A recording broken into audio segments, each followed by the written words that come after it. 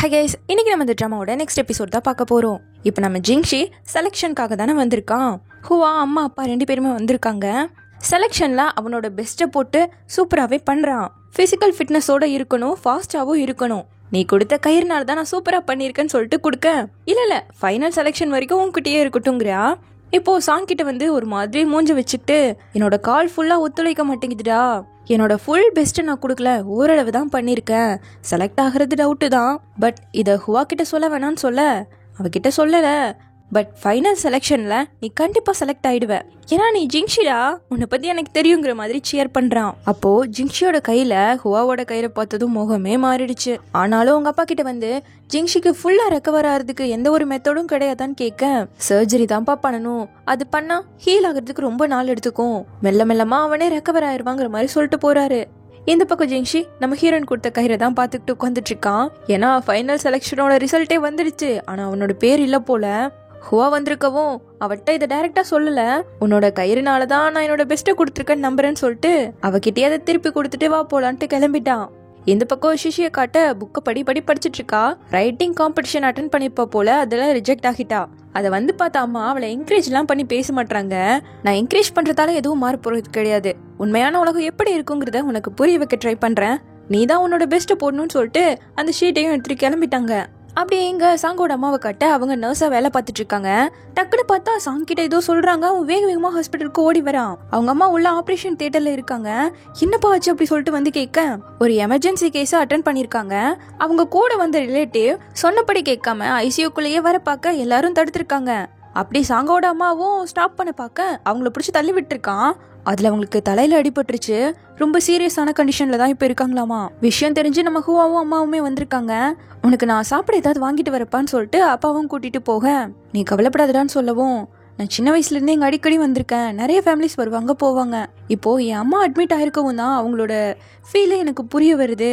எனக்கு சின்ன வயசுலேயே உடம்பு சரியில்லாமல் போயிருக்குன்னு உனக்கு தெரியும்ல, நான் அப்படி அட்மிட் ஆயிருந்தப்போ என்னோட அப்பா அம்மா அங்கே நின்று என்னை பார்த்து அழுதுகிட்டே இருப்பாங்க, அது எனக்கு ரொம்ப கஷ்டமா இருக்கும்.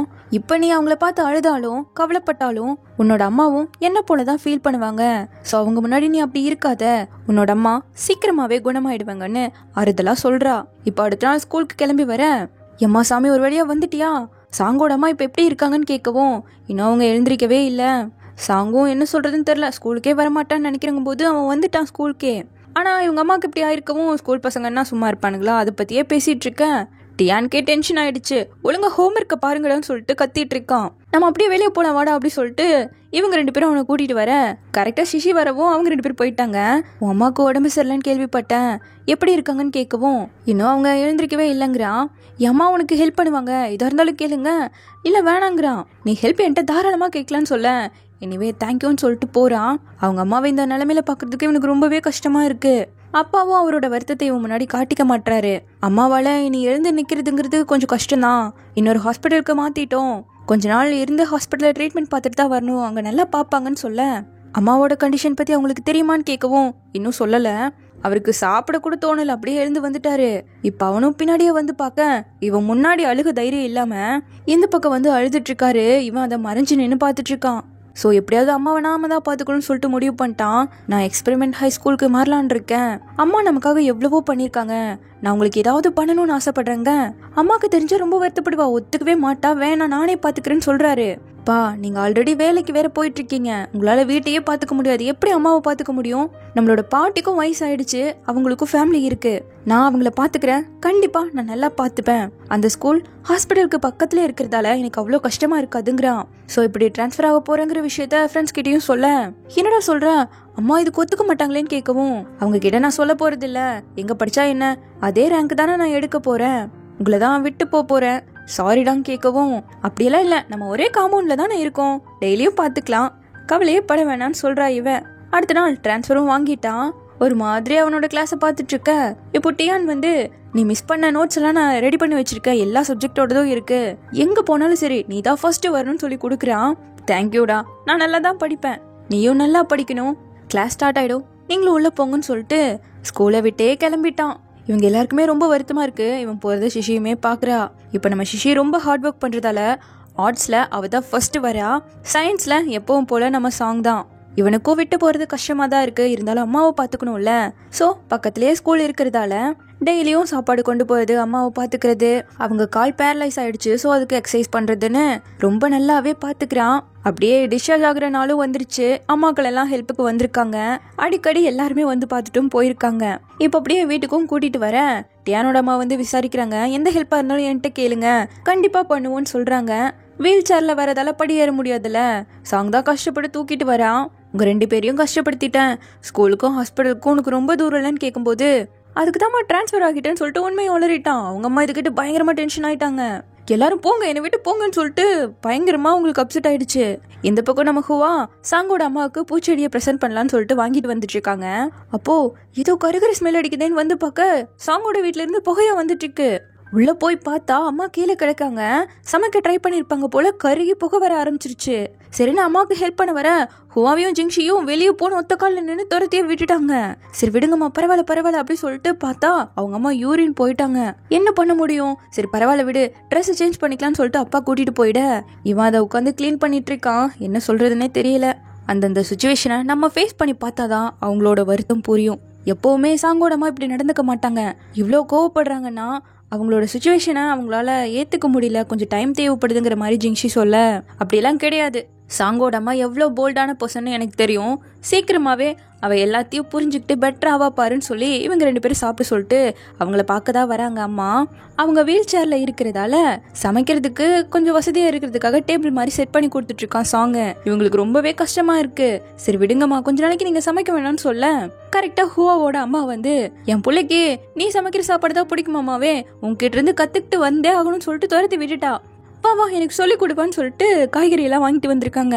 ஹுவா எனக்கு செடி வாங்கி கொடுத்தாலப்பா, ஸோ அவளுக்கு தேங்க் பண்றதுக்காக ஒரு பொக்கேவை வாங்கி கொடுத்துருன்னு சாங்க அனுப்பி வச்சுட்டாங்க. இது நாள் வரைக்கும் அவன் முன்னாடி அழுக கூடாதுன்னு தான் இவ்வளோ கண்ட்ரோல் பண்ணிருக்காங்க. ஃப்ரெண்டை பார்த்ததும் பயங்கரமா அழுக ஆரம்பிச்சுட்டாங்க. ஹுவாவோட அம்மாவுமே கண்ட்ரோல் பண்ணிட்டு இருக்காங்க. போது எல்லாம் சரியாயிடும், முதல்ல இது எப்படி பண்ணணும் சொல்லு அப்படின்னு சொல்லிக்கிட்டே இருக்க, முதல்ல அதை கிளீன் பண்ண அப்படின்னு சொல்லி அழுதுகிட்டே சொல்லிட்டு இருக்காங்க இவங்களும். எங்க சாங்கும் நம்ம ஹீரோனுக்கு பொக்கே வாங்கி தரலாம் அப்படி சொல்லிட்டு பார்த்துட்டு இருக்கான். ஜிங்ஷிக்கு இவ வாங்கி கொடுத்தால அதே மாதிரி ஒரு பூவை தான் வாங்கிட்டு வரான். ஆப்போசிட்ல ஓடுன்னு ஜிங்ஷியை பிடிச்சி இழுத்துக்கிட்டு வந்துட்டு இருக்கா. சரின்னு அப்படியே அவகிட்ட போய் பேச, அடிடே இதே பூ உன்னோட அம்மாவுக்காக வாங்கிட்டு போறியான்னு கேட்க ஆமான்னு சொல்லிட்டான். என்னத்த சொல்றது, சரி நான் அம்மாவை போய் பாக்குறேன்னு சொல்லிட்டு வந்துட்டான். இவன் இங்க இன்னும் ஜிங்ஷிய வா போலான்னு சொல்லி இழுத்துக்கிட்டே இருக்கா. அவனுக்கு ரொம்பவே கஷ்டமா இருக்கு, வெளிப்படுத்தவும் மாட்டேங்கிறானாச்சே.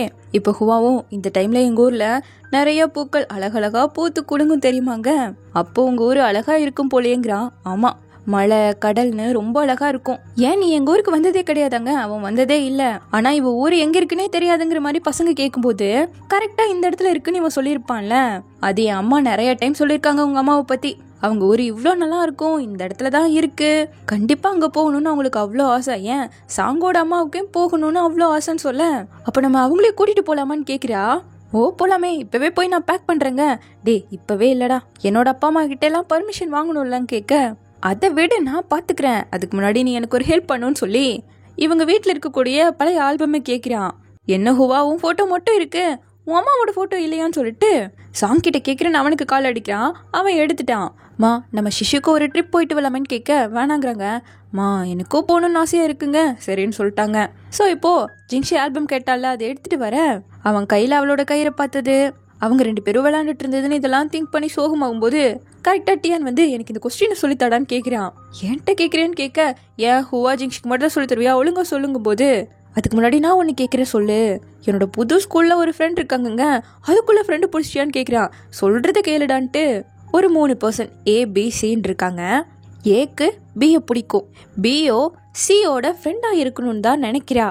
ஆனா பி சியை விரும்புற மாதிரியே ஏக்கு தெரியுதுன்னு கேட்க, அடடே இது பயங்கரமான மேக்ஸ் ப்ராப்ளமா இருக்கும் போலயே, எனக்கு தெரிஞ்சு ஏன் ஓவர் திங்க் பண்ற மாதிரி இருக்குங்கும் போது கரெக்டா ஜிங்ஷி கூப்பிடுறான்.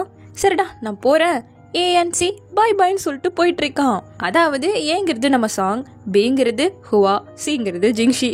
இங்க ஹுவாவோட அம்மாவுமே ட்ரிப் போக சம்மதிச்சாச்சு, கட் பண்ணா வந்தாச்சு.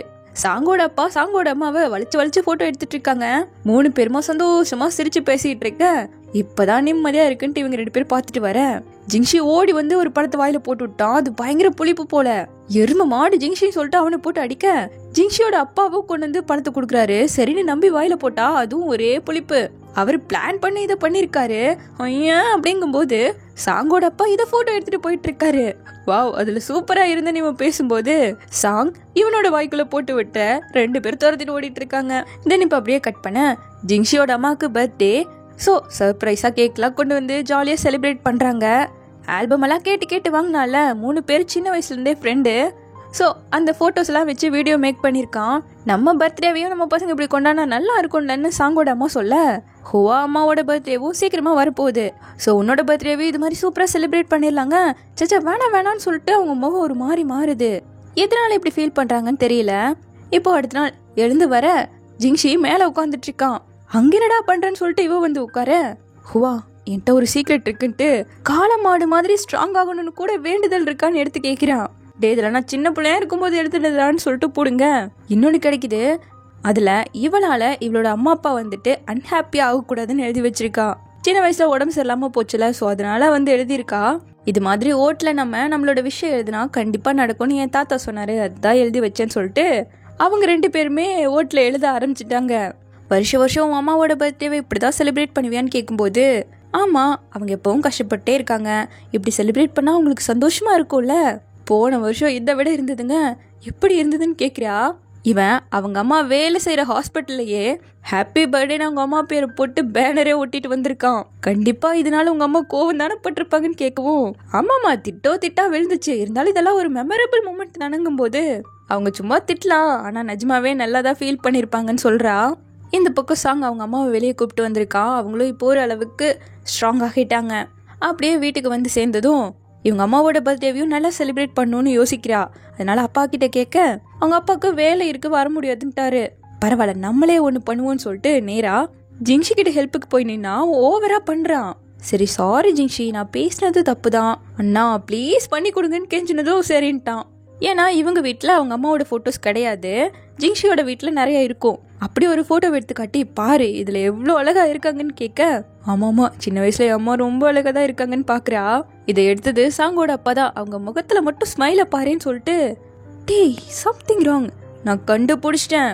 எனக்கு தெரிஞ்ச அவங்க காலேஜ் படிக்கும்போது சாங்கோட அப்பாவும் ஹுவாவோட அம்மாவும் லவ் பண்ணியிருக்க வாய்ப்பு இருக்குங்க. லூஸ் மாதிரி பேசுறதுலாம் 2 பேருமே கத்துறாங்க. சரி ஃப்ரெண்டாக இருக்க கூட வாய்ப்பு இருக்கு, நீ வேணா இந்த ஸ்மைலை குறுன்னு பார்த்து பாரே தெரியுங்க. கோரஸா பாக்குறாங்க, இருந்திருக்குமோ என்னமோ தெரியல. ஸோ வீட்டுக்கு வந்த சாங்கும் அவங்க அப்பாவை அதே சந்தேக பார்வையோட பாக்குறான். கரெக்டா டிவியில ஒரு பொண்ணு வரவும், பாருங்களேன் இது ஹுவா மாதிரியே இருக்கு, அழகா இருக்கால, ஹுவாவோட ஃபேஸ் கூட இப்படிதான் இருக்குங்க. ஆமா ஹுவா லியா மாதிரி அவங்க அம்மா மாதிரி அழகு அப்படிங்கவும், ஆமா லியா அழகுதான், லியாவை மிஸ் பண்றீங்க போலயே அம்மா கேட்கவும், பையன் இருக்கா கம்மனி ரெடின்னு சொல்லிட்டு இருக்காரு. அப்போ இருக்குதான் போல கன்ஃபார்மே ஆயிடுச்சு. அடுத்த நாள் ஜிங்ஷி இவன் அம்மாவோட ஃபோட்டோஸ்லாம் ரெடி பண்ணி கொடுத்துட்டான். இங்கே பாரு இதில் உன் அம்மா எவ்வளோ அழகாக இருக்காங்க, சூப்பராக ட்ரெஸ் பண்ணுவாங்களாம்மா அப்போல்லாங்கும் போது, ஆமாம்மா என் அம்மா ரொம்ப அழகாக இருக்காங்க, ஆனால் நான் பிறந்ததுக்கு அப்புறமா எதுக்கு புள்ள இருக்கும்போது ட்ரெஸ் பண்ணுங்கிற மாதிரி ஃபீல் பண்ணுறாங்க. நான் பிறந்ததால தான் என்னமோ அவங்க அவங்கள கேர் பண்ணிக்கிறதையே விட்டுட்டாங்க. நம்ம பிறந்ததாலே என்னவோ நம்ம பேரண்ட்ஸும் நம்மளை மட்டுமே பார்த்துக்க ஆரம்பிச்சிட்டாங்கன்னு சொல்லும்போது, ஆமாம்மா இதுக்காகவே சீக்கிரமாக நம்ம வளர்ந்து பெரிய ஆள் ஆயிடணும், அப்போ நம்மளும் பேரண்ட்ஸ் ஆகிட்டா இப்படி தானே இருக்குன்னு இவன் கேட்க, என்ன சொல்ற நீ நம்ம பேரண்ட்ஸ் ஆனாவா புரியலையே நீ கேட்க, ஆமாம் நம்ம பேரண்ட்ஸ் ஆனாதான்னு சொல்ல வரவன், சரி இல்லை எப்படி சொன்னாலும் ஒரே மீனிங் தான் வருது, நீங்கள் பாரு இந்த ஃபோட்டோலாம் நல்லா இருக்குன்னு சொல்லிட்டு மழுப்ப ஆரம்பிச்சிட்டான். அடுத்த நாள் கேக் வாங்குறதுக்காக வராங்க. ஷோகேஸில் வச்சிருக்கிறத பார்த்ததும் இவளுக்கு ரொம்ப பிடிச்சிருச்சு. ஆனால் இவங்க அப்பா ஆல்ரெடி ஆர்டர் கொடுத்துட்டாராமா. வேணாம் இது பார்க்கவே குழந்தை பிள்ளைத்தனமாக இருக்குது, வேற பார்க்கலான்னு சொல்லிட்டு வேற ஆர்டர் பண்ணிட்டு, அவளுக்கு அந்த கேக் தான் பிடிச்சிருக்கு, ஸோ பீஸ் போட்டு கொடுப்பீங்களான்னு கேட்க, இல்லம்மா முழுசாக தான் கொடுக்க முடியும்ட்டாங்க. ஆனாலும் அவளுக்கு அதை சாப்பிடணும் போலயே ஆசையாக இருக்கு, நம்ம வேணா வேற கடையில் போய் வாங்கிக்கலாமான்னு கேட்க, இல்லை வேணாம் அப்படின்னு சொல்லிட்டு கிளம்பிட்டா. ஸோ இப்படியே இந்த பாட்டு முடியுது. சீக்கிரமாகவே இதனோட நெக்ஸ்ட் பாட்டோட வந்து பார்க்குறேன். தேங்க்யூ.